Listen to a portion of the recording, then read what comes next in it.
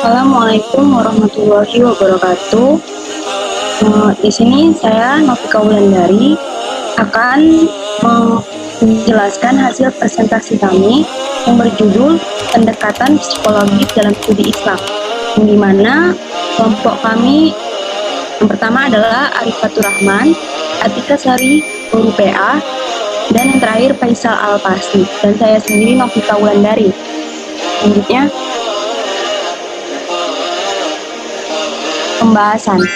Pembahasan ini kita akan membahas tentang pengertian pendekatan psikologis, pengertian studi Islam, pengertian pendekatan psikologis dalam studi Islam, dan bagian kesimpulan.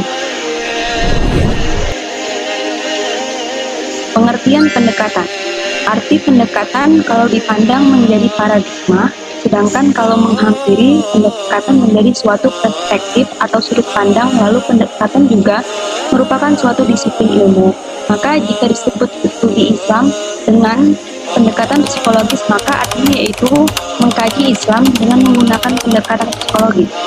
Istilah lain juga mengatakan pendekatan adalah episteme dan wacana, di mana episteme adalah cara manusia menangkap, memandang, dan memahami suatu fenomena yang terjadi, dan wacana adalah suatu percakapan verbal. Menurut saya, selaku penulis, pendekatan adalah suatu cara pertama untuk melakukan proses pembelajaran di mana dengan tujuan untuk mencapai pembelajaran yang dipelajari. Selanjutnya akan disampaikan oleh teman saya, Atika Sari, Guru PA. Baiklah, selanjutnya pengertian psikologi.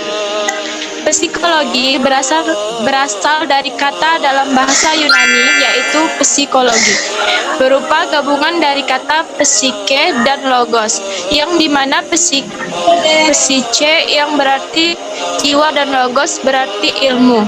Maka dari itu dapat dipahami secara harfiah bahwa psikologi adalah ilmu jiwa. Dalam kamus Oxford, bahwa psike dalam bahasa Inggris memiliki banyak arti, yakni soul, mind, dan spirit. Yang dalam bahasa Indonesia, makna dari ketiga kata tersebut adalah jiwa. Dan Indonesia juga psikologi juga cenderung diartikan dengan ilmu jiwa.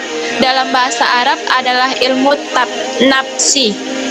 Jadi, di sini psikologi adalah ilmu yang mempelajari tentang jiwa, baik mengenai macam-macam gejalanya, prosesnya, maupun latar belakangnya.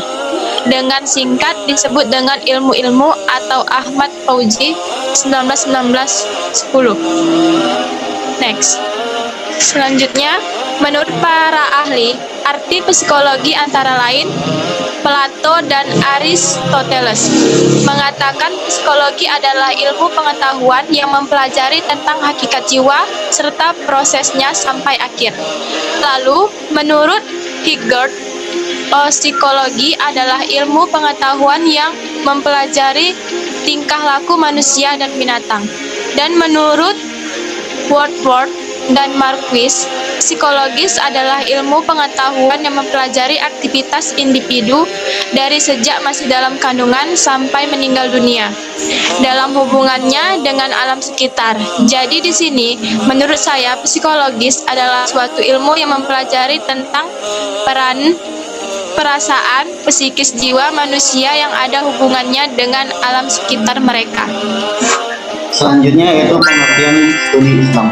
Studi Islam adalah suatu disiplin ilmu atau pembelajaran yang membahas tentang Islam, baik sebagai ajaran, kelembagaan, sejarah maupun kehidupan umatnya.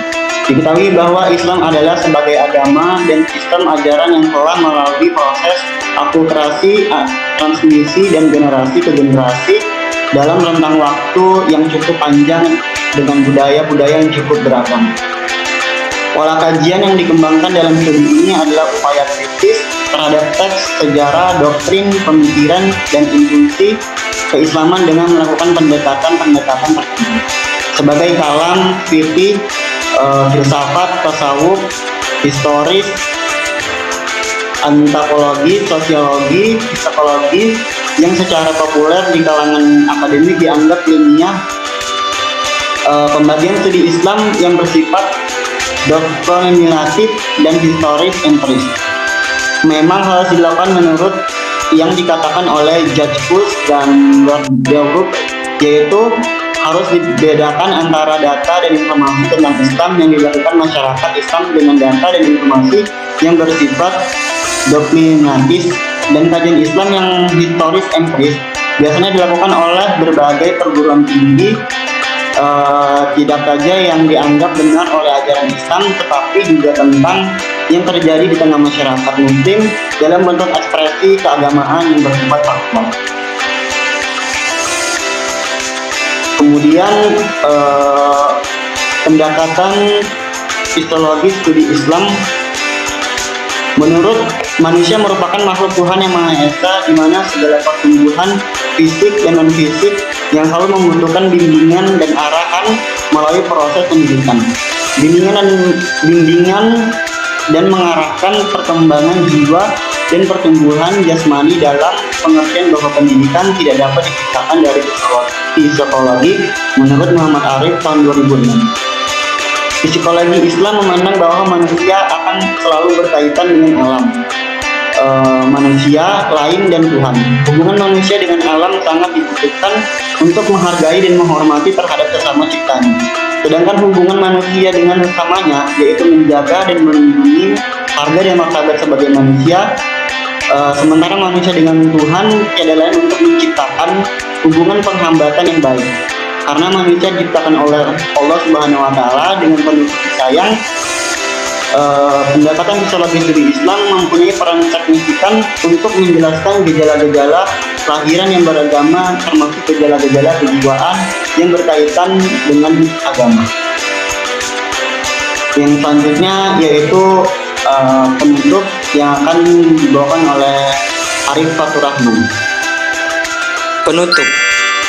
Pendekatan yang dilakukan dalam memahami agama untuk memecahkan suatu persoalan manusia. Salah satunya adalah dengan cara pendekatan secara psikologi. Pendekatan psikologi dalam Islam berguna untuk mengetahui dan memahami bagaimana tingkat keagamaan yang dipahami, dihayati, dan diamalkan seorang muslim. Kemampuan manusia berupa pikiran, perasaan, dan keinginan yang nyata terhadap pengakuan tentang kesalahan Allah Subhanahu wa Ta'ala bukanlah hanya argumentasi filosofi, melainkan penegasan bahwa kita memang mengakuinya. Tauhid berarti pengetahuan bahwa Allah Subhanahu wa Ta'ala sebagai satu-satunya penguasa yang berkuasa atas alam semesta. Pengetahuan ini bukanlah hasil dari kepercayaan, melainkan ini adalah dasar kepercayaan. Islam merupakan kebenaran mutlak atas esaan Allah Subhanahu wa Ta'ala. Keimanan dan keesaan Allah Subhanahu wa Ta'ala menunjukkan gabungan antara makhluk, kemanusiaan, dan umat Islam. Ini merupakan kerangka yang dimana agama dan moralitas harus ditetapkan. Iman dan analisis akhir merupakan suatu analisis sikap. Seseorang dapat menjadi muslim dan akan hidup dalam kedamaian di tengah masyarakat, tetapi jika seorang tidak memiliki keimanan, maka ia adalah orang munafik. Terima kasih. Sekian presentasi kami dari kelompok 6. Kurang dan lebihnya kami mohon maaf. Wabillahi taufiq wal hidayah. Wassalamualaikum warahmatullahi wabarakatuh. Waalaikumsalam warahmatullahi wabarakatuh.